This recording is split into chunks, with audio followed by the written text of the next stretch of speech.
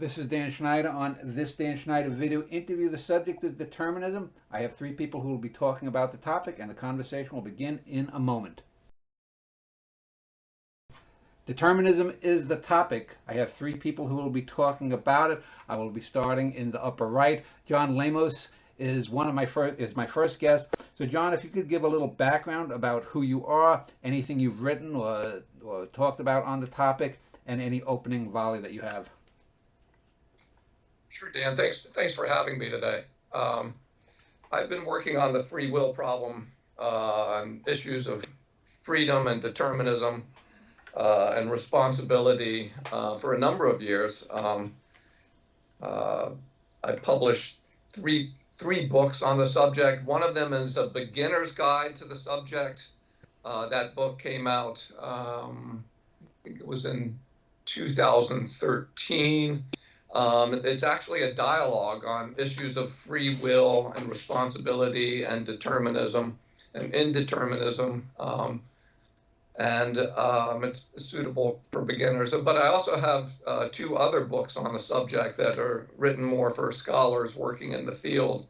One of them is called A Pragmatic Approach to Libertarian Free Will, that came out with Routledge Press. I think it was in 2018. And I've since then published another book called Free Will's Value, Criminal Justice, Pride, and Love. That also was published by Routledge Press just a few months ago in April of this year. And I've also published a number of articles on the subject over the years. Going clockwise, Nicholas Jazan is joining us from Switzerland. Nicholas, if you could give a little bit of background about yourself, anything pertinent about what you've written or lectured on it, and anything else to open up. Yeah, sure. Well, thank you again for inviting me here. So I'm actually a physicist. I guess my understanding is John is more a philosopher, so I think that's nicely complementary. So my specialty is really quantum information, foundations of quantum mechanics, entanglement, and this kind of stuff. But today I will be more talking about determinism or indeterminism, actually. And this exists in quantum mechanics, at least according to the standard interpretations. But I will concentrate mostly actually on classical mechanics, where I believe there is also indeterminism. And I think understanding classical or interpreting classical determinism, or classical physics as indeterministic, brings it closer to quantum and may also help solving problems of interpretation in quantum. I wrote actually two papers in philosophy that are relevant today. One, philosophy journals, maybe I will cite them later. Should be easy to find. I don't have so many in philosophy that you cannot confuse them. And going clockwise still, Don Page is the third guest. Don, a little background about yourself and any opening remarks. Yes. Oh, okay. I'm a physicist and also lay my cards on the table, an evangelical Christian.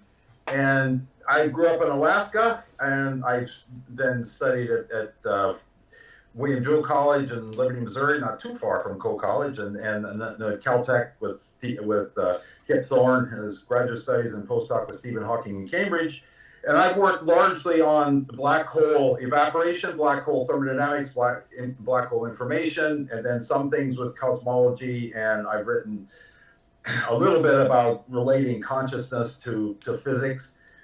You know, I'm very much an amateur about determinism, but I must admit that I am a determinist, so I guess I'm the odd one out here. And I guess my strongest motivation for it is philosophical thinking. It would be simplest that if God creates and determines absolutely everything, but also in physics, I tend to take similar to the Edward point of view, at least I don't believe in the collapse of the wave function. So I believe that the wave function evolves unitarily and with no loss of information in physics. So I guess both from my strong, maybe strong theistic determinism in the sense that I take the strong view of God as creating creating and determining everything from nothing. So, we're talking generally more about determinism in sort of the agnostic sense, but I would guess then you would say God is the determiner that determines everything.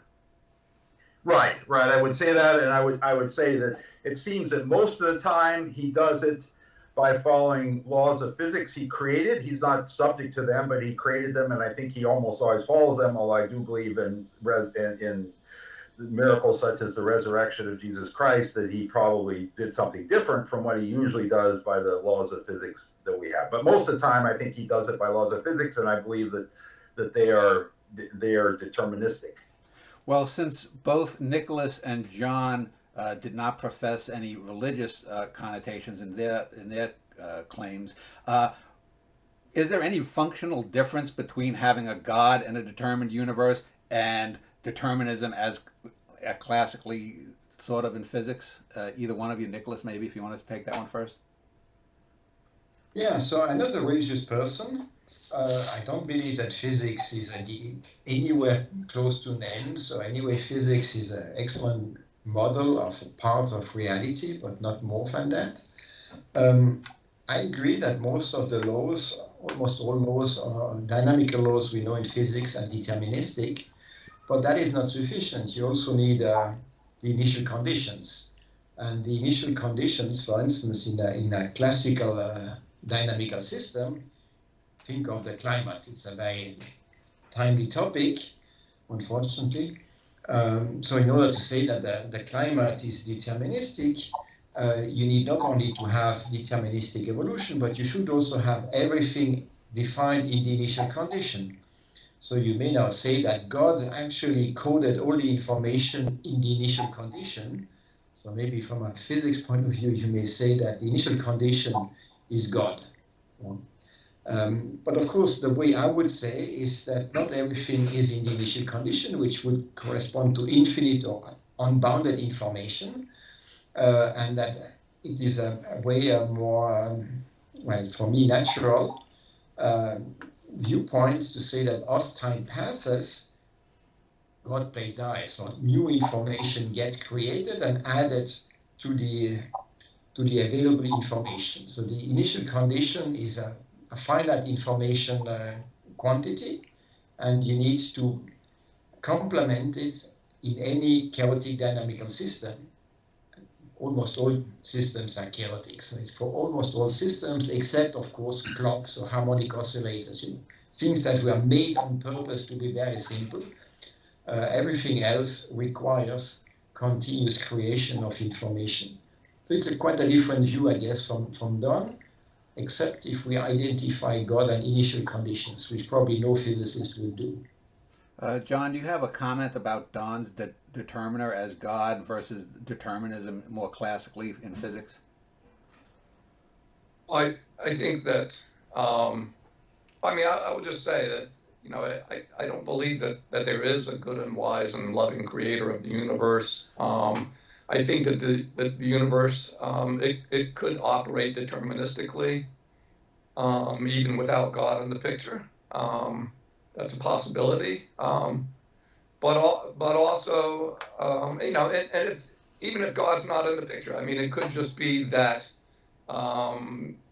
through, physical laws, the world just might operate in a deterministic manner such that everything that occurs, even if there is no God, might just be the necessary consequence of prior states and events combined with the laws of nature generating out a single path for the future.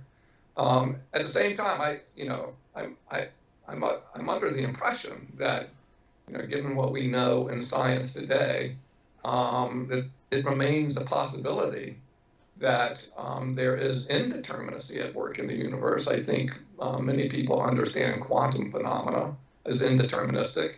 And I think even a number of scientists believe that there could be magnification of quantum level indeterminacy could sort of be magnified in more macroscopic events, indeed perhaps even in neural processing in the brain.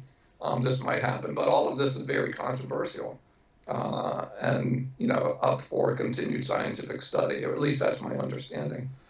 Why is it? So? I'm sorry. Why is it called determinism and rather not influentialism?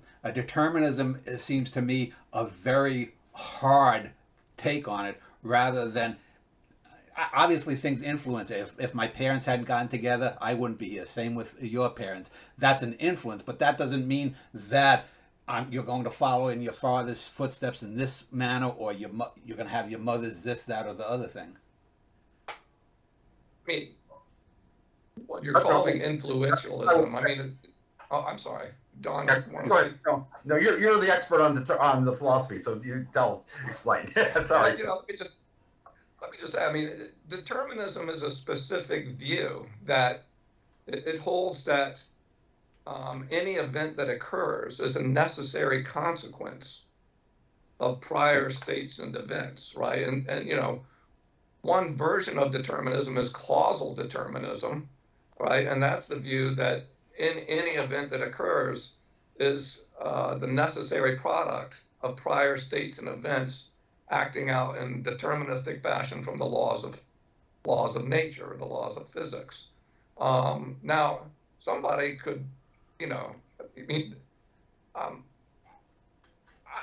open on the question of the truth or falsity of determinism. I think it's we're better off believing that we have libertarian free will, and libertarian free will requires indeterminism in some human actions, and I think that's a scientific possibility.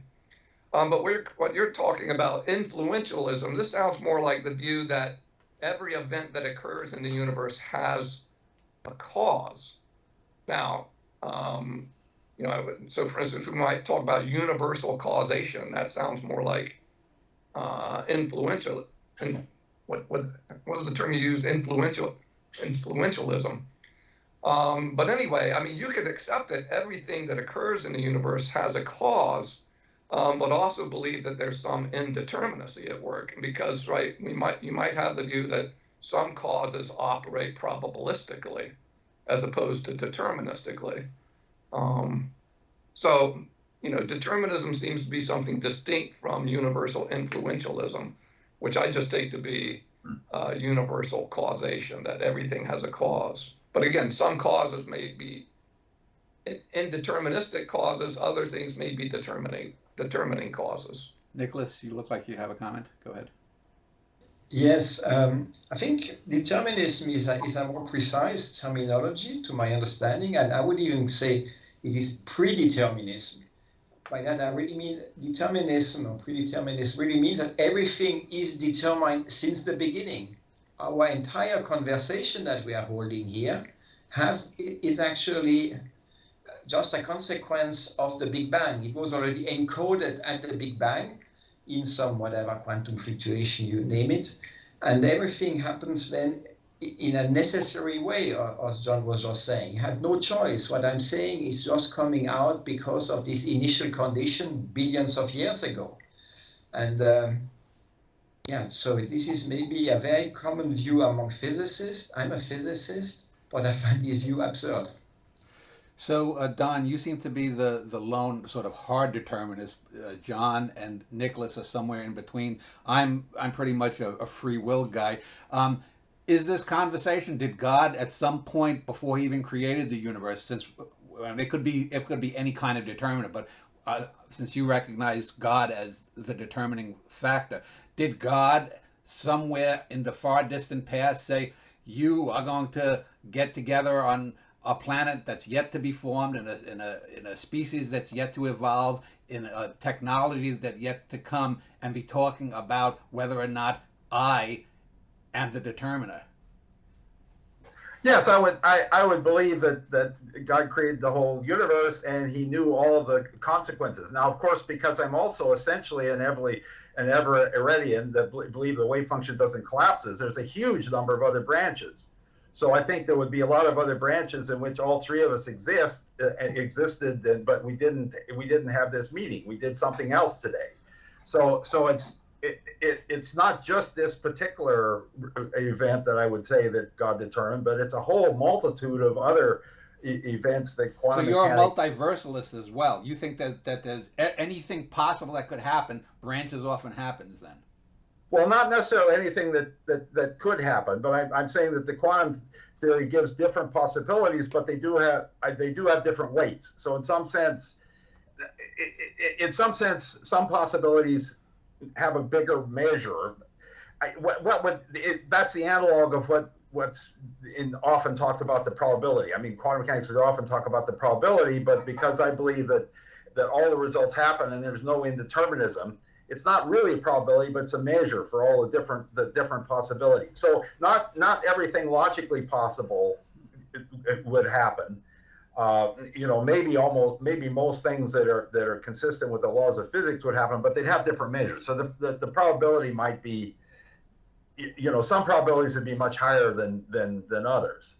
One of the things The most likely thing is that the particles that make up our bodies would be in a completely different state. And I mean, the most likely thing is that nothing like humans would even exist.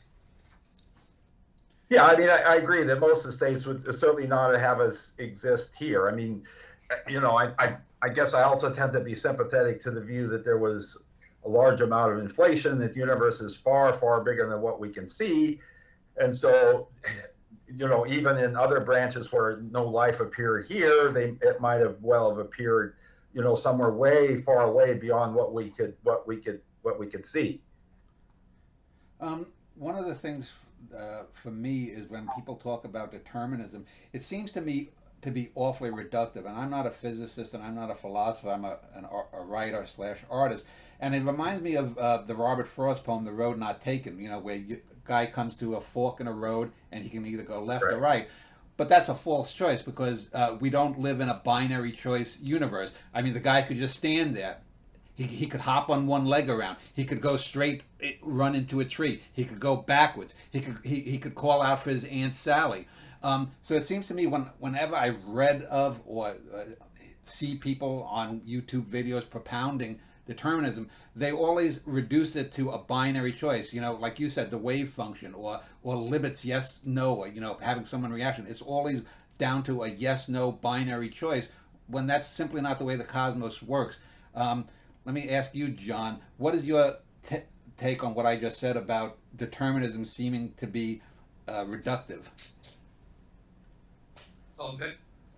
I'm not sure precisely what you mean by reductive, but look, again, I guess one of the things I'd like to talk about, you mentioned this sort of determinism leading to this idea that in any given situation you have one of two options.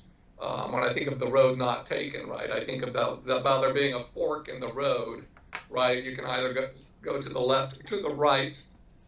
And according to determinism, if you must go to the left or the right, whichever you choose will be necessitated by, presumably by your mental states at the time of choosing, but those mental states would have been necessitated by prior states antecedent to that, going back in time all the way back to the Big Bang, etc. But I guess I reject the idea that determinism is reductive in the sense that it just leads to two options from which one may choose at any given moment in time. That's not really what determinism amounts to. I mean, the determinist can acknowledge that as you stand there at the fork in the road, you might just continue to stand there for the rest of your life, should you choose. You might walk straight ahead into a tree in front of you. You might turn around and go back. You might go off the road entirely, or you might follow the path left or right. But the point of determinism is that whichever of these many different options you choose from, the choice would just be a necessary product of your mental state at the time of choosing, and that mental state would have been a necessary product of a prior state antecedent to that, which would have been necessitated by another prior state antecedent to that, and so on, going back in time. But doesn't that make us philosophical zombies if all we do is follow something like that?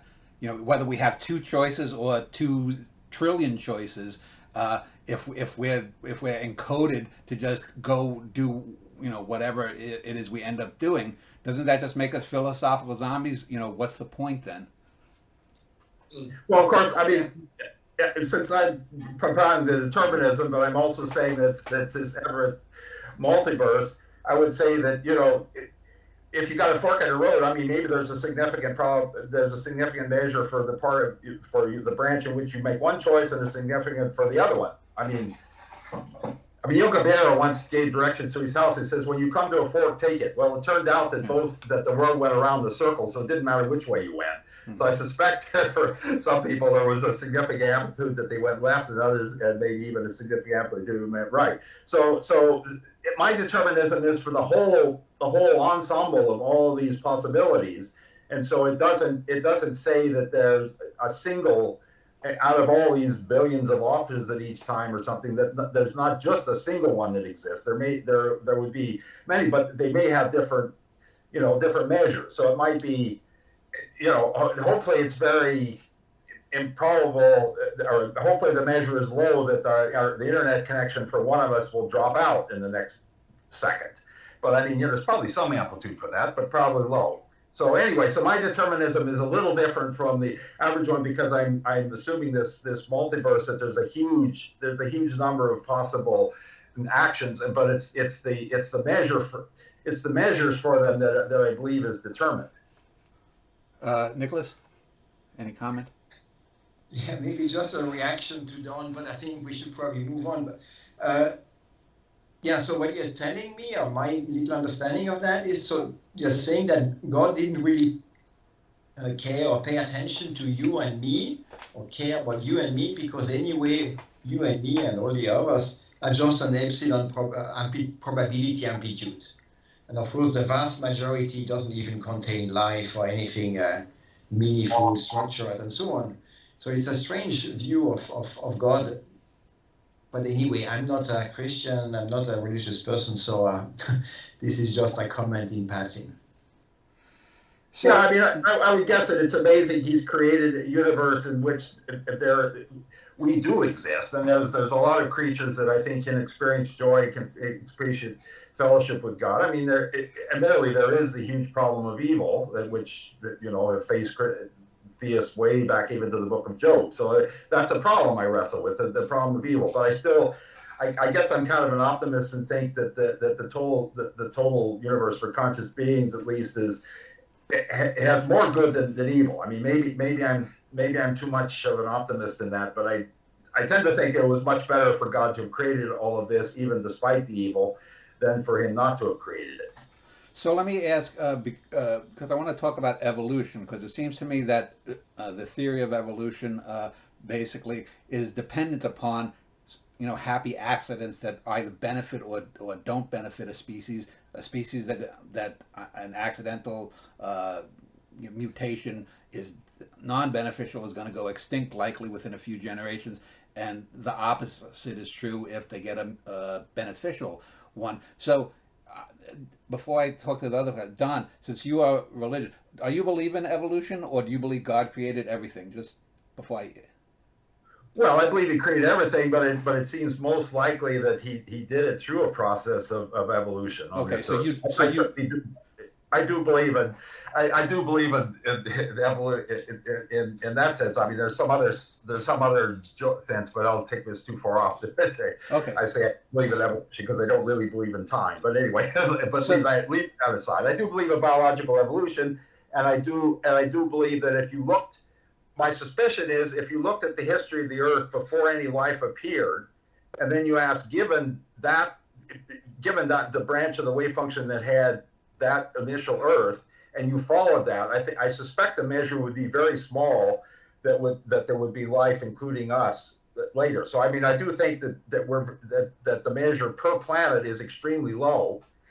I don't know how low, but my guess it might even be so low that there's likely no other intelligent beings within the observable universe. But there would be way further out there than you can see, if the universe is indeed big enough. And you said that you don't believe in time, so you believe in the block universe then? Well, it's a blocked universe. It's all, I mean, this gets into some quantum things. If you apply quantum to gravity, then the whole space-time becomes quantized. And I guess I have the view that the time is not really fundamental. Okay. And so it's a sort of an approximate notion. And to the degree that it's an approximate notion, I might have a little bit of questions about my determinism, because if you take determinism to mean that the state of the universe at one time is determined by this, determines the state at other times. I mean, that's fine if you don't quantize space-time. If you just have, if you have things evolving in a universe, well, it has to be a globally hyperbolic universe, but within certain universes, if you don't quantize the space-time, then the laws of quantum theory, I mean, you don't have the collapse of the wave function, it's deterministic. But there is a little bit of a nagging doubt about in this mind, because if space-time itself is quantized, it might be that there isn't all of the information at any particular time. Maybe the. So let me ask Nicholas then. I assume you accept Darwinian evolution as a fact. If so, then we know that is based upon random mutations. If randomness exists in the cosmos, then you cannot have determinism. Is my equation wrong then, Nicholas, or right, do you think? Well, the first half is certainly correct. I believe in evolution. Now, the second one, evolution is usually described indeed with random mutation, but you could always imagine that this random, that the randomness corresponding to this mutation are actually part of the initial condition, going, sending everything back to the Big Bang or to some initial condition. Clearly, for mutation, it doesn't make much sense to think that everything was set up at the Big Bang. It makes much more sense. I mean, the story goes on, in my opinion, way better if you say that along the evolution, you have random mutation, and these random mutations are sometimes selected, most of the time not selected, rejected, as you just explained before. But indeed, so this means the randomness takes place while time passes. But logically, you could always just say, I put everything back to the initial condition. That's why I said initially, you could say everything is thrown back, and so that in some sense the physicist God is the initial condition. But my view is that randomness does indeed happen as time passes, or in this case, as evolution progresses. So if you're talking, just to be clear for people listening to you, if you're talking about a random mutation being part of the initial condition, that's sort of like the block universe idea of things. Not that you subscribe to that, but that's consonant. Yes, okay. Absolutely. When there is no longer any random mutation, it is just something which is coded in the initial condition, which certainly appears as random, looks random, but is actually part of the initial condition. Well, that brings me, let me ask you then, John, is determinism then more palatable if we do not believe that time exists? That if we do live in a block, and not a growing block universe where the past is just fixed, but where the past, the present, and the future are fixed. If we lived in a block universe, then is that then more amenable to the idea of determinism in your view? I guess I'm confused about, what you mean by a block universe. I've always sort of equated the notion of a block universe. I think William James talked about this in some of his writings, but I've always thought of the block universe as basically equivalent to a deterministic universe in which all that transpires is just the necessary unfolding of initial conditions unfolding through, right, in accordance with laws of nature, such that nothing could have occurred any differently in the future than what was originally set in the initial conditions. I mean, that is how I understand the block universe. It would seem that suppose for the moment we just imagine sort of like a single history and leave out the Everett view that I take. You could say, well, even if there was a whole lot of things that weren't determined by the things in the beginning, you could say that this whole history now, once it's happened, you could say, well, maybe something definite happened, and then you could view that whole thing as a block universe. So I don't really see how saying that using a block universe view rules out indeterminism, because you could just say, well, you're looking at the whole thing. Although maybe nobody could possibly predict it now because you don't know what's going to happen in the future. But you can imagine if there's a being outside the universe that could look at the whole history then no matter whether the history was determined or random, you could say the whole history forms a block. So I don't think block universe makes a distinction between whether it's determined or indeterminate. Don, you've mentioned a couple of times the wave function. For anyone who doesn't know, can you just give a quick, for dummies, explanation of the wave function and how that affects determinism? Well, in some sense, the wave function determines what traditionally was called the probabilities of different events. But in the average picture, all of these possibilities that have non-zero, quote, probability actually exist. So I think in some sense, it's a little bit of a mysterious notion, but it's sort of the measure of how much they exist. So it determines that. Now, as a model that I do not believe I would take literally, is that you could imagine that God outside the universe looks at the different possible events that could happen in the universe, and he spends more time looking at one than another. And so that you might, I mean, this is just an analog. I'm not saying that this is really how he does it, but you might say as an analog for the measure. If he looks a long time at some event, it has more measure, and if he has less time, there's less measure. I mean, so this idea of the measure for it is a bit mysterious, but I'm saying in some sense the wave function says which things have more measure or less measure, and traditionally that was called the probabilities.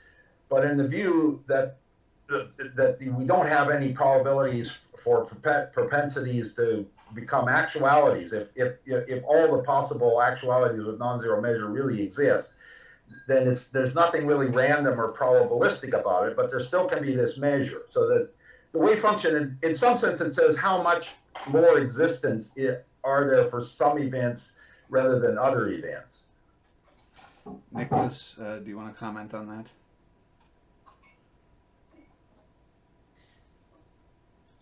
Well, I mean, it's way more complicated, but I don't think we need to understand much more about wave functions for this conversation. Okay.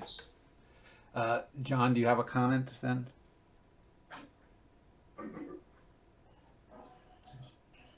No? Okay, so let's then talk about Libet and some of the experiments that he did back half a century or so ago. The idea, again, this is like a binary choice thing. It's sort of like when, a light can be either a photon or a wave going through the split. One of the criticisms that's come up after a few decades of people sort of finding that interesting or agreeing with it is that there's the difference between choice and action and ideation. I'll start with you, John, since you're the philosopher. What is your take on the Libet experiments? Do you think that they have any pertinence to the idea of determinism or not? Or well, I think first of all, for those people that are interested in the Libet experiments and interested in the philosophical implications of the Libet experiments for human free will, I would strongly recommend that people take a look at the writings of Alfred Mealy. He's a philosopher who's done a lot of work on the free will issue, and he's given very insightful criticisms of the alleged philosophical implications of the Libet experiments. I find Mealy's discussions very compelling. And let me just point out, a number of people will cite the Libet experiments as giving some sort of evidence that human beings lack free will. The idea here is that, and I don't know how much people know about the Libet experiments, but people were, told they had sort of monitors on their nervous system. They were told to, at a random moment, given a period of time of maybe 1 or 2 minutes, to flex their wrist so that they raise their hand. And people were told, I think, At what moment did you become aware of the intention to raise your hand? And people would say that I became aware of the intention to raise my hand, at maybe a few seconds before raising my hand. But then there was sort of, neurological data suggesting that the flexing, the motor flexing potential actually was initiated prior to their awareness of the intention to raise their hand. And this suggests that their willing to raise their hand was not the product of a conscious intention. And maybe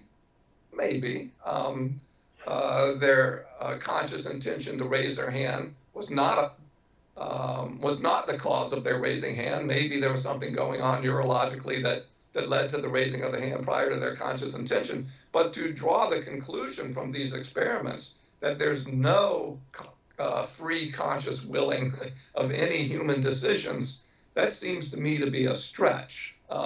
It might be that in these experimental conditions, people might be led to raise their hands through unconscious motor stimuli, but it doesn't follow that, for instance, if I've been wondering for several months, debating, gosh, should I go to the small liberal arts college for my education, or should I go to a big university for my education? And I'm thinking about this over time, and eventually, after long critical reflection, I decide to go to a small liberal arts college for my education. It doesn't seem to me that this lipid experiment would have much implication for that kind of decision making at all, and or similar long-term decision making. Right, a young man or young woman might be dating somebody for a year and wondering, should I propose marriage? Should I not propose marriage? Should we think that the decision to propose marriage that might eventually be made after long deliberation, should we think that that's driven by some sort of unconscious stimulus? So I look at these lipid experiments with a lot of skepticism for solving any problems regarding the existence of human conscious free will. And a number of other philosophers too. I would mention also Mark Balaguer is another philosopher who's talked in detail about the flaws of the lipid experiments for establishing a lack of conscious free will. Yeah, I don't have more to say. I actually interviewed Mealy about 200 shows ago, so anyone can go back there. I did a trilogy on free will. Nicholas, do you have a take on the lipid experiments, pro or con? Yes, I would first say that I agree very much with what John said. Maybe I can add something on free will. We have this conversation. Of course, the goal is to communicate, to exchange, and possibly to convince someone or not convince. So everyone from us can now buy some arguments or not. And of course, all the many people who are going to listen to this conversation can also make their choice. But if they can make choices, that just means that they have free will. So this conversation actually presupposes that we have free will. This conversation doesn't make any sense without free will. Of course, that could be the compatibilist view of free will. I mean, I certainly wouldn't deny the compatibilist view of free will. It just, I suppose, the libertarian free will that I'm the ultimate cause of some of these things. Of course, I'm part of an intermediary cause. So, I mean, I think God's the ultimate cause, or even if you leave God out, the laws and initial conditions of the universe are sort of the ultimate cause. And I have to think things through. I mean, and so on. So I think there's enough of what people would think is free will that might be the compatibilist version. But not a compatibilist, very clearly not. Yeah, well, I don't like. I mean, it seems like it's a matter of terms. So I don't really like the compatibilist saying that it's free will. So I would prefer that. I myself tend to think of libertarian free will when I think of free will. So I guess I'm denying that. But of course, I'm thinking. I mean, people are, in some sense, are making choices, and there's probably part of the quantum amplitude for them to choose to one thing or another, whether to watch this video or to watch another. And so there may be all of that going on, and to each person it seems like it's it's a free choice, but even, but maybe these amplitudes are all determined. So I don't see the fact that people are making choices implies that there's libertarian free will. It may imply that there's compatibilist free will, but I don't see it implies there's libertarian free will. I wanted to talk about something that I never have heard really much of in the conversation about determinism, and just throw it out there for the three of you to opine on. I've often thought that a lack of a talk about the idea of synergy is missing, and that's that life, when you go from chemical to biochemical, there's something synergy. There's something that happens there. When we talk about consciousness and the brain functions, how it produces a self, that's a form of synergy, something greater than the individual parts. And it seems to me that free will, then, you could argue, is some sort of a psychological synergy that then arises from that consciousness. Because if we don't live in a deterministic universe and there is no determiner, you have to have something that determines each of our individual existences. If you have one grand determiner, you just have one. You just need that one. But if that is not existent, whether it's a deity or some kind of cosmic force, then you're going to have trillions upon trillions of determiners, whether they're human or other lower species. Let me start with you, Don, since you are the determinist. What is your take on the idea of synergy or not, and does it factor into anything that I said regarding the idea of determinism to you? Well, I must admit I don't really understand what synergy is supposed to mean, but I mean I do. I mean certainly, of course, things cooperate. I mean there's things when you have organized matter, it does have certain things that it does that the little pieces don't. Like individual water molecules, you can't really say are wet, but when you put a bunch of them together, it forms something that has the property of wetness. So it's true that some properties require, and presumably consciousness is a big mystery. We just don't know how, we don't, as physicists, we don't really know what it is that produces consciousness and what things are conscious and what things aren't conscious. It seems like that's a big unknown, and so even if we find a final theory of physics, I think we won't be done until we have it to connect to consciousness. But I don't know. I think the consciousness can occur whether or not there's determinism. So consciousness is a huge problem. But I don't think it's not. It's somewhat related to determinism versus free will, but I don't think it's that closely related. Well, your life is a synergy. If you had a heart attack and 90 seconds from now you were declared clinically dead, you couldn't make a choice. But now you can make a choice to answer my question or defer to Nicholas or John. So clearly the idea of synergy, your existence and your life is synergistic. And without that synergy, you're just a stiff on the floor. No? Yeah. If that's what you mean, I agree. It's a fuzzy term to me, so I don't have a clear idea of what it means. But I can see. I agree with the examples you use. I agree that we've got whatever it is that. Yeah. Nicholas, do you have any comment? Is the synergy figure in any way there or not?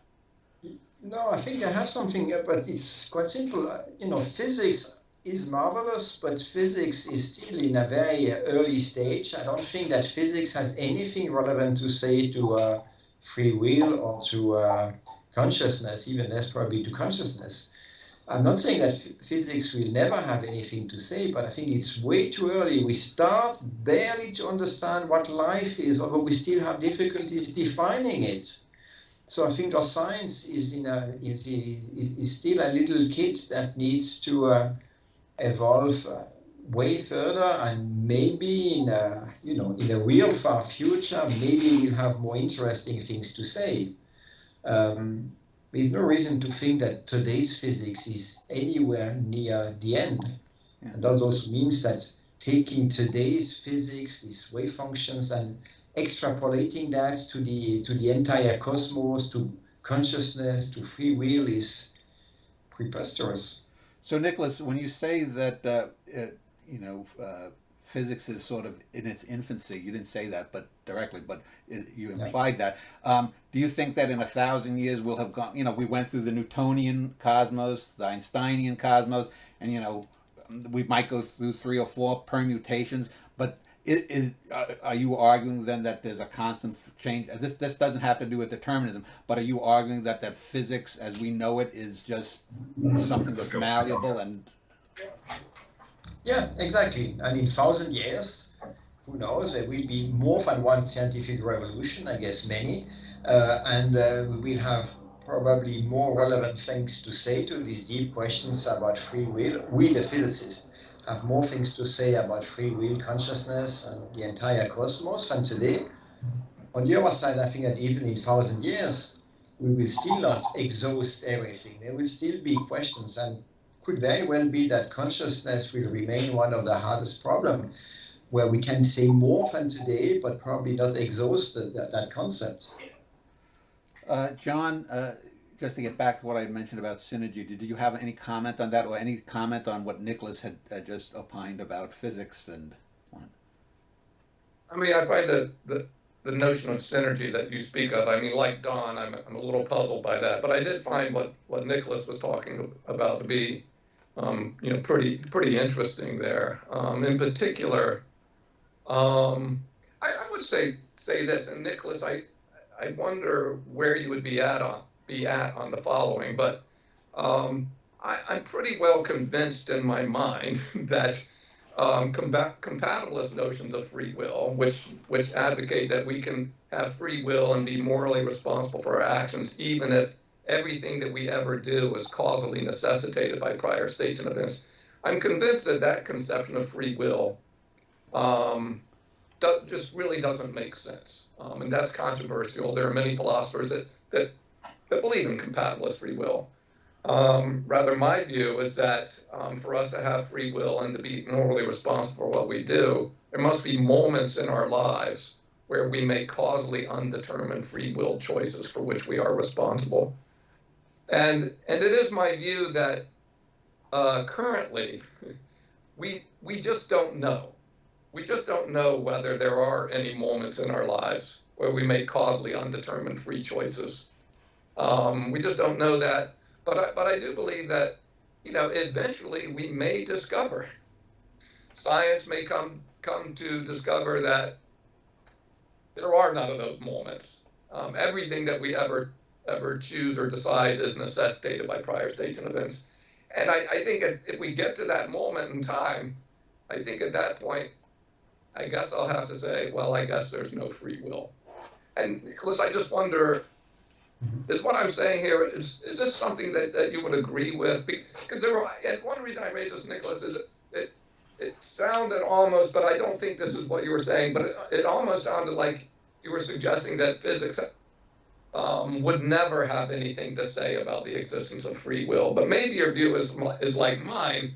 Physics doesn't currently resolve the issue. Maybe you think that perhaps one day it will resolve the issue. And I think if you're a libertarian about free will, you have to be open to the possibility that science may one day show there's no free will. So, okay, thank you. Which points first, clearly I'm not a compatibilist. Somehow, free will means could have done otherwise. And the compatibilists, they change the definition and say that actually we have been programmed so that what we want to do and what we do are just in coincidence.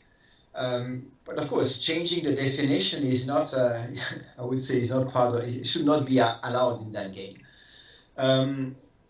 Now, the second part of John, could physics someday prove that we don't have free will?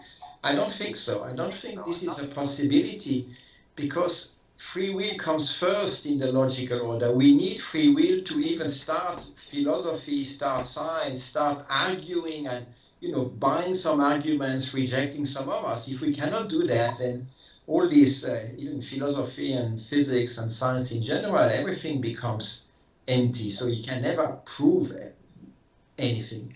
And maybe I can add another argument, compatibilism clearly requires determinism. Okay, it's not exactly correct. You could have also a compatibilist randomness, but okay, let's forget about that. But you know, to push again everything to the initial condition requires to put an infinite amount of information in these initial conditions. And indeed, the usual way physicists describe initial conditions is by real numbers, what we call, or mathematicians call, real numbers. Actually, we call it real to distinguish it from the imaginary part of complex numbers. But okay, it's not because it's called real that they are really real. And these real numbers typically contain indeed infinite information. But if in physics you don't believe in infinite information, you will never accept that everything was actually, you know, set up at the beginning. There was finite information. There is always, in any finite region of space, there is finite information. This is indeed an assumption, but it's such a plausible assumption that I think one can buy it. If one has free will, one can buy it. And then from that assumption of, you know, finite information density, one concludes that determinism in any chaotic system is wrong. And our brain is a chaotic dynamical system, so our brain is not deterministic. Randomness happens. That doesn't really mean now that consciousness can really influence, but there the problem, the deepest problem, I think, is in consciousness. What is consciousness? So I take consciousness as, okay, by intuitive understanding, and then I believe that free will is just necessary to argue, even to argue in favor. So free will is necessary even to argue against free will. So we've talked about the sort of philosophical aspects of it and some scientific ones just now.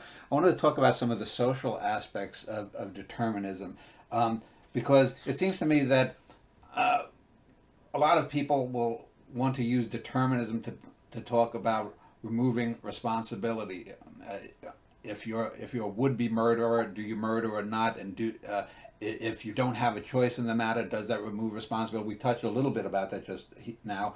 But where does a sense of ethos fit into the idea of determinism at all, John?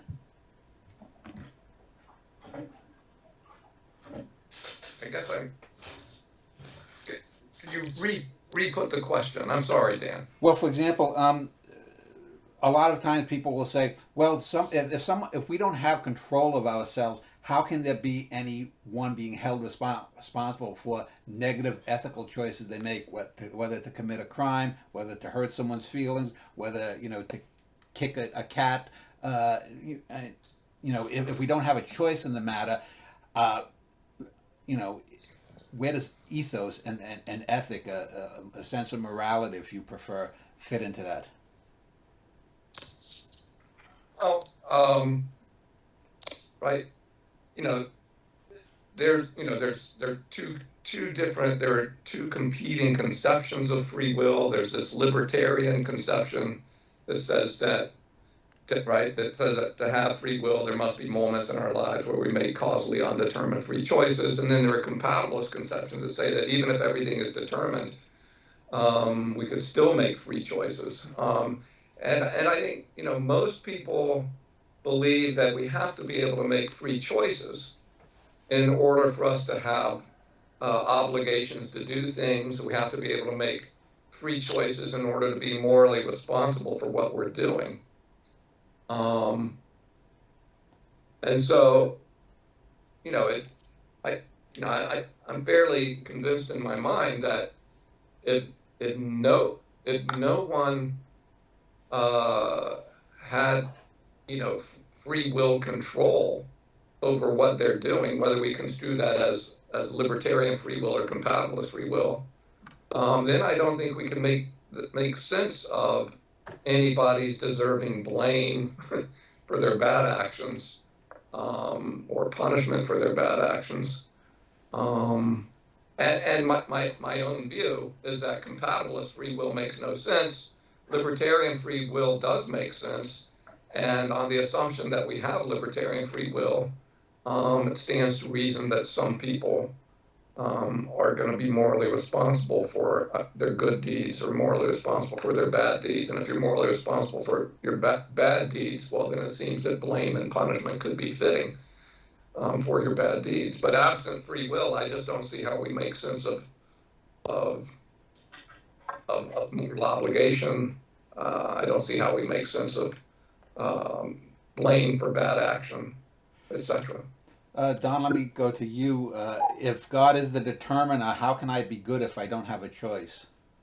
Yeah. This issue was actually raised 2,000 years ago in the Apostle Paul in his letter to the Romans in chapter 9. I just found it 19. He's been talking about God and so on, and he says, "You will say to me then, why then does he, that is God, still find fault? For who has resisted his will? But indeed, O man, who are you to reply against God? Will a thing formed say to him that formeth, why have you made me thus? Does not the potter have power over the clay, from the same lump to make one vessel for honor and another for dishonor?" So I think that would have, I sometimes think about it as a place where if God had wanted to say that we have libertarian free will, he could have inspired Paul to say that. He didn't. Now, of course, that doesn't. I also realize the opposite argument that maybe he was just answering the questioner on his own terms. But it seems to be saying that even if we don't have free will, we can still be held responsible. And I agree with that we're still responsible even if we don't have free will. Nicholas, let me just ask you. Ask the question. Oh, go ahead. I was just going to ask Don. Do you believe that? I don't know. Do you believe that people that do horrible things, like Adolf Hitler, do you think that these people are punished in hell? Yeah, okay. Let me preface this first that I am in a minority of Christians that don't believe in free will today. I mean, there are certainly others. Then there's certainly, but so if I'm here as maybe a representative of a Christian, I should let you know that I'm not the one. My wife doesn't believe in my. You were just you were a representative of someone that had written about it that came up in Google, so it was totally random by Google, unless they were trying to push you and your agenda. Yeah. Okay. So I'm saying. So now a second thing, which is perhaps more controversial, is that I don't believe as traditional Christian that hell is everlasting punishment. I think it's eternal in the sense that it's something from God.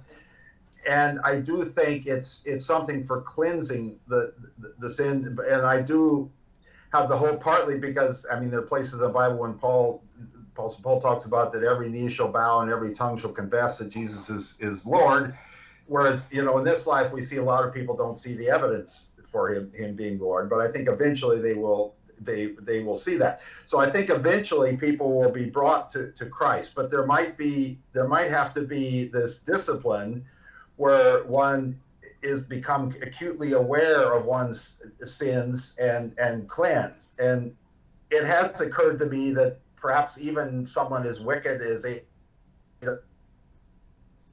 Don, you look faded there. Don? We lost him. He's probably frozen up. He'll probably unfreeze in a few seconds. Let me just go to you then, Nicholas. In a deterministic cosmos, is there even anything possible as meaning, do you think? Because I've always been of the opinion that we bring meaning to our own life, and in this culture. Don faded. Okay, he hopefully he'll come back and join us. Yep. So I've always thought that us being able to give meaning to our life. Okay, you're back, Don. I'm sorry. I just wanted to follow. We got 90% of what you said. I just wanted to ask Nicholas about if there's meaning in a deterministic cosmos. Do we bring meaning ourselves? So Nicholas. No, so in a deterministic cosmos, we do nothing because everything was set from the beginning at the Big Bang by God or by quantum random fluctuation or whatever. And all that doesn't make any sense, because then, of course, we cannot make any decisions, so we are not we're not good, we are not bad, we are nothing. Actually, nothing happens. It is really like in a movie, everything is already on the bobbin, and you cannot blame the character in the movie. It's actually was written that the script was not written by the actor, and certainly not even less by the character that you see on the movie. And so the character on the movie has no responsibility, nothing. And so he doesn't make anything. The movie has already been shot. So it's already in the bobbin. There's nothing any longer that is going to happen there. We may have the feeling when we go to watch a movie that time passes. Maybe the movie is very bad and time passes very slowly.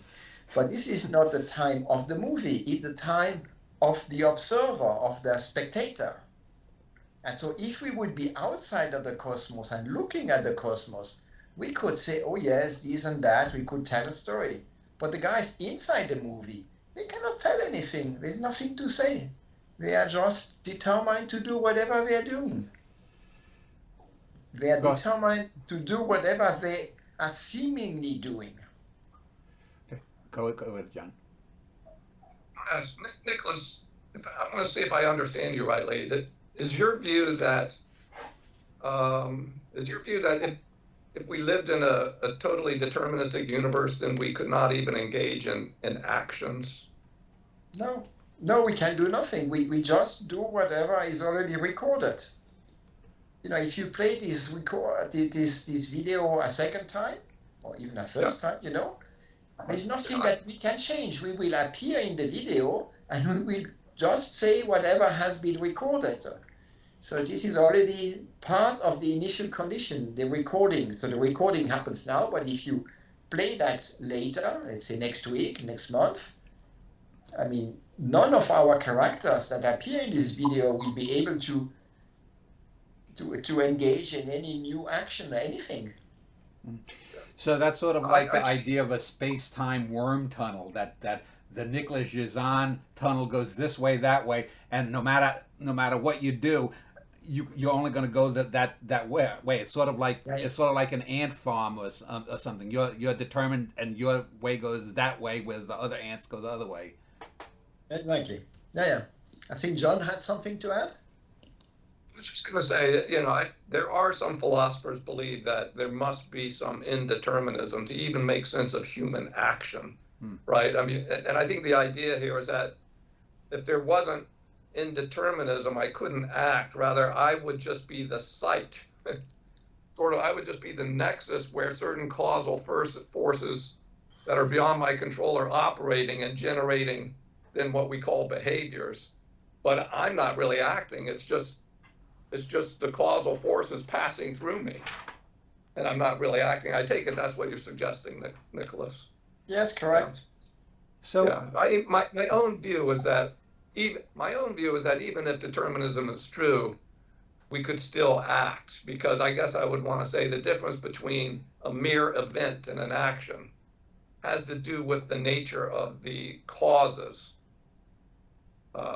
That human actions, I would want to say, are caused by things like beliefs, desires, willings, etc. Whereas mere events don't have those sorts of causes. I mean, actions are events, but they're a specific kind of event. But I don't want to go too far down that road right now. But there's a whole philosophical literature on what is an action and what's necessary for something to be an action as opposed to a mere happening. But some people have your view, Nicholas. Yeah, so sorry to interrupt. John, so you think there is kind of will or is there something non-physical that is causing our actions, or is it all physical?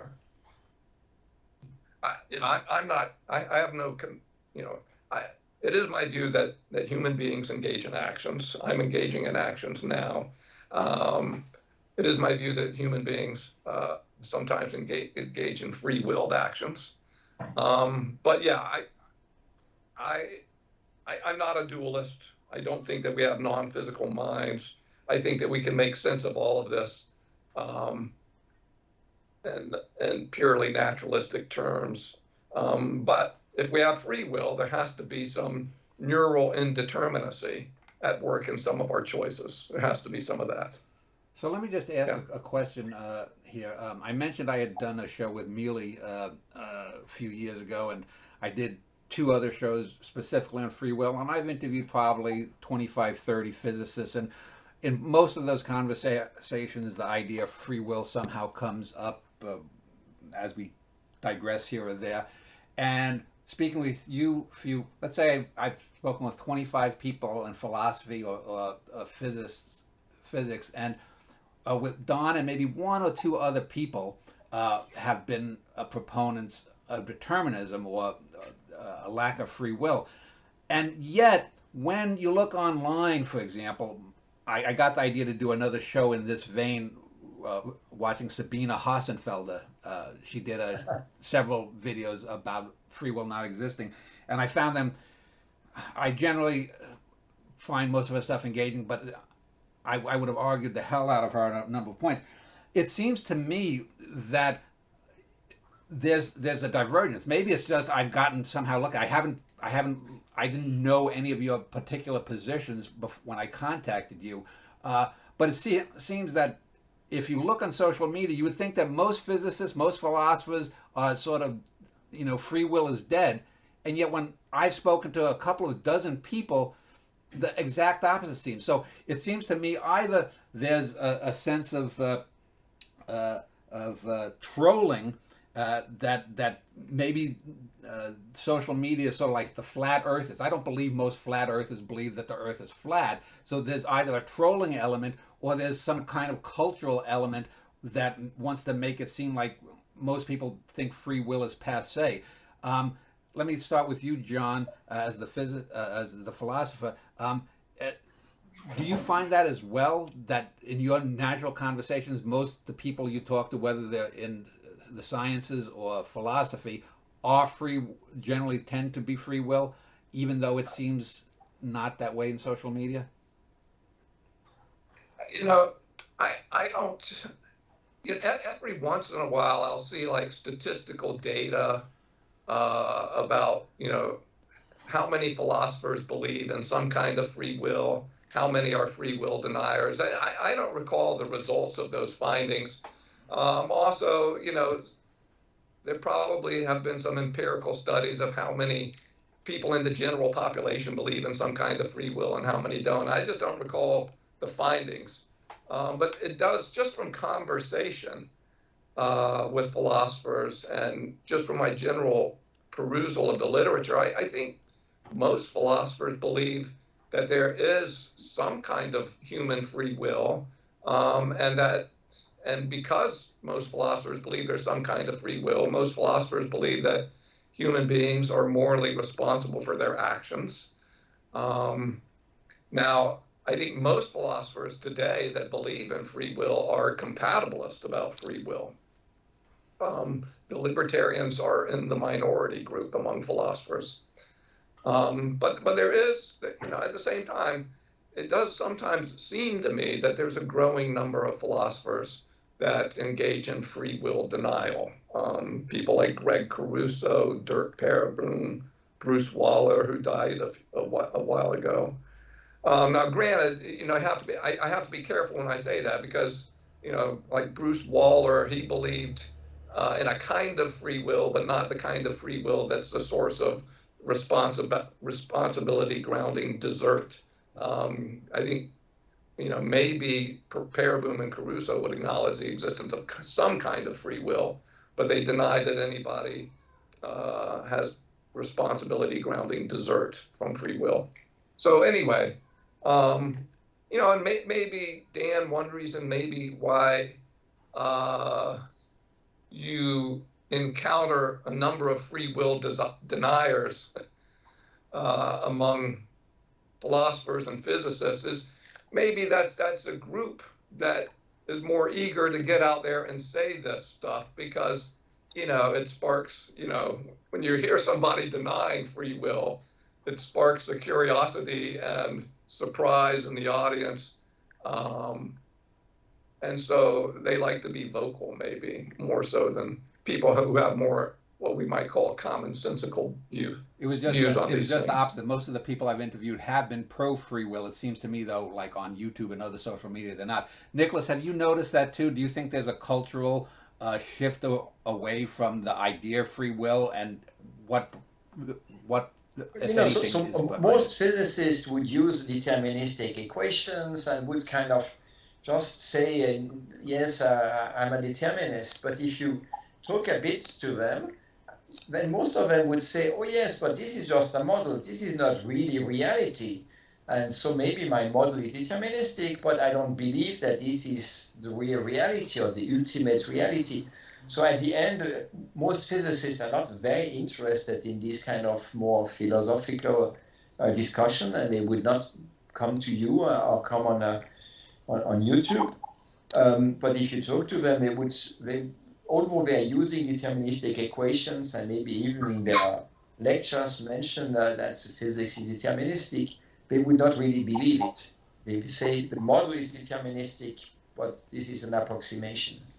Don, do you find yourself to be in the minority when you talk with people about free will? And is that at odds with what you see if you look on social media or YouTube or that kind of thing? I'm not so sure. I haven't talked that much to physicists. I mean, I suspected a fairly large fraction are determinists. I don't know, larger than a half. It might come up more in Christian circles, and there I'm pretty much in the minority of believing in determinism. So maybe, I don't know. In physics, of course, we tend to, if you have debates as to how many people believe in the Everett and how many people believe in the collapse of the wave function, we'll have these debates about quantum theory, but not so much free will. I mean, I think some physicists sort of think that the idea of free will is kind of a woolly notion, but and admittedly, I suppose that if you throw compatibilist free will and libertarian free will into the mix, it is a little bit vague what's meant by free will. So I don't know. Some physicists, don't really like these vague questions. Okay, so I just want to wrap up with the three of you, and because we could go on for hours, and this is just sort of an opening volley for anyone wanting to delve further into it. So let me go counterclockwise from Don to John. Don, a fellow I recently interviewed, actually just today, put up an interesting video on the Foundation series and the idea of psychohistory, which plays into this idea of determinism and whatnot. What do you think, though? What I want your final thoughts on the matter, but also what do you think in the future will the studies of determinism? What will it bring? Will it be more scientific testing? What, if anything, Don? Well, I think whether, for example, quantum theory is deterministic or indeterminism is very much in a matter of debate. And it seemed like it was, in the early days, the indeterminism camp was stronger, but the sort of many worlds camp, the ever many worlds that believes there's no collapse of wave function, seems to be growing. And in my subject of quantum cosmology, it seems to have the majority view don't believe that the wave function collapses. So now you can say, of course, this is all within physics, and how do we know whether this model is complete, and so on and so on. But I mean, if physicists often think that that the laws of physics really describe everything, and so I think there's sort of a growing movement back toward determinism within the physics community, but it's by no means complete. I mean, maybe outside of quantum cosmology, maybe the majority do believe in determinism. I don't really know, but like Nicholas, I mean, when he does all these brilliant theorems about quantum stuff and so on, usually I'm not aware that has to invoke any collapse of the wave function. So it seems like most of that, you generally, in proving these things, you don't assume that there's a collapse of the wave function. But then, maybe outside the theorems, you do believe. I don't know. Well, here's the thing I always ask physicists, and I'll just throw this out because you brought it up. In the idea of a multiverse, since matter and energy cannot be destroyed nor created, only changed one into the other, where the hell does all that matter and energy for all these other universes come to if they're continually popping into existence? Unless the multiverse or whatever has a different set of physics than the universe we're set in, you know. Well, the energy, a non-zero conserved value of energy doesn't really work in a closed universe. I mean, in some sense, the energy is zero, but you can't, because the gravitational potential energy cancels each other. So there's no problem with it, because the total energy is zero of the universe. There's no problem with having arbitrarily large numbers of them. Well, a number of physicists have told me, though, that's only potential energy and whatnot. It's not, meaning that it's not really real, which to me says the idea of a multiverse itself is just a pipe dream. But yeah. I might just make a comment on what Nicholas says. In the view that we're at the stage where we hope we're getting close to finding the dynamical laws of physics, but finding the quantum state, which would give the initial conditions, that's still very much open, though there are some proposals like the Hartle-Hawking proposal. It has some technical problems with it, but there are proposals. And if one of these proposals actually works, it would probably say that the information in the whole universe is very small. So there wouldn't be this problem that Nicholas said about a huge amount of information. The quantum state might be very simple. And so I even postulate that the entire universe is simpler than your brain.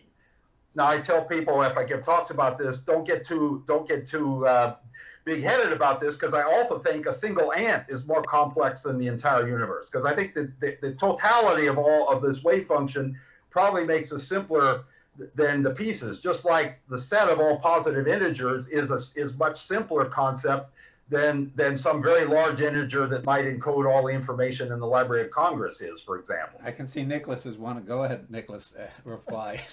Well, essentially, I can just say that I deeply disagree. I don't think the problem is just to find the initial condition. I think, even quantum mechanics or quantum field theory, whatever, is by very, very far from the end of physics. There is still tremendously more to be found, and I'm surprised that people may think that we are close to the end. You remember at the end of the 20th century, there were very famous physicists thinking, now we have physics is essentially done. What remains is engineering. And that was before relativity and before quantum mechanics. And maybe today there are again some people thinking that we are close to the end, but I think that is just completely wrong. Well, Nicholas, to get back to my initial point about social forces, that goes back to that dumb book by John Horgan, The End of Science, 20-something, and then Fukuyama did The End of History. It was around the turn of the century. It's very chic to say the end of this, the end of that. Yeah. Well, Sorry. I was going to say, I agree with you, Nicholas. Even if we did find the complete set of dynamical laws, and even if we did find the quantum state of the universe, so there's a particular solution of the quantum equations with this, I think there's still this big question of consciousness and what's the measure of the different conscious perceptions. How do you get that from the physics? I mean, I postulated a framework in which is the expectation value of positive operators, one for each conscious perception, but we don't have any clear idea what these are. So I think I agree with you that even if we did succeed in finding the dynamical laws and the quantum state, there would still be in this problem of consciousness and so on. Who knows how long that's going to take. So, John, as the philosopher, I'll give you the final word. What are your final end thoughts, if any, and what is the future of researching this pro or con, do you think? Sorry, what is the future of research? What future kind of experiments might come about, and have you heard anything, or what do you postulate? Well, I'll be very curious to see, and given my interest in free will and moral responsibility, given that I reject compatibilism, I'll be very curious to see, and I may sadly not live long enough to see, but what becomes of our neuroscience. I mean, I think what we discover in the realm of neurosciences, this could be very significant for making sense of human freedom of the will and responsibility.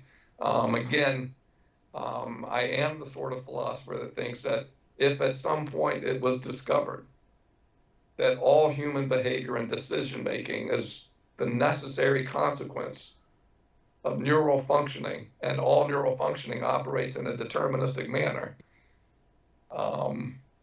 then libertarian free will, it seems to me, would be dead on arrival. It just wouldn't make sense. And if it were to happen in my lifetime, I might want to go back and get another look at compatibilist free will and see if maybe I was wrong, to see if, I might want to go back and see, well, maybe maybe compatibilist free will makes sense, because I do think that the belief in free will, that's one thing I'm very committed to, is very important to our understanding of the moral life, our understanding of how we should treat people, in particular how we should treat people with respect to respecting their rights, doing justice to people, etc. And so, if my libertarian view gets undermined by the science, I guess, given what I see as the great importance of free will, I might want to go back and rethink compatibilism. But I'm not there yet, because I don't think the science tells us that we lack libertarian freedom at this point. Well, I want to thank John, Don, and Nicholas. I will link to all three of your university pages below this video. Thank you for spending about an hour and a half speaking of it. Okay, thank you.